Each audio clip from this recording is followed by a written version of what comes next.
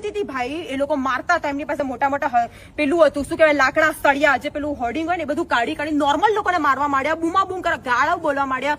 Police કલાક સુધી આવીને તને પટ્ટો કાઢ્યો, મને પટ્ટો લઈને સીધો માર્યો.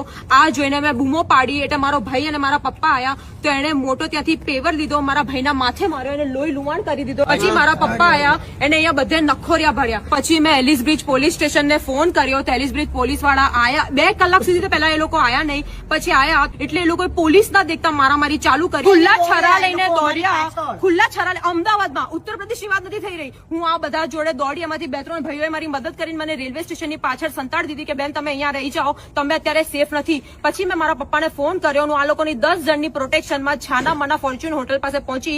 ત્યાં બી એ લોકો પોલીસ ના દેખતા લાકડી લઈને દોડ્યા, અમારા પપ્પાને બૈડે માર્યું, મારી ગાડીનો કાચ તોડી કાઢ્યો. અને આ પોલીસ ફૂલ કરપ્ટેડ છે. પોલીસ તમારી સલામતી એમાં છે, તમે અહીંયાથી નીકળી જાઓ. ત્યાં અમે પોલીસ સ્ટેશન એલિસ બ્રિજ પહોંચ્યા તો એ બધા ગુનેગારોને ત્યાં એસીમાં બેસાડ્યા. એ લોકો કોલ્ડ ડ્રિંક પીતા હતા અને એ લોકો હસી મજાક કરતા હતા અને એ લોકો પાસે 500ની નોટના બંડલ હતા.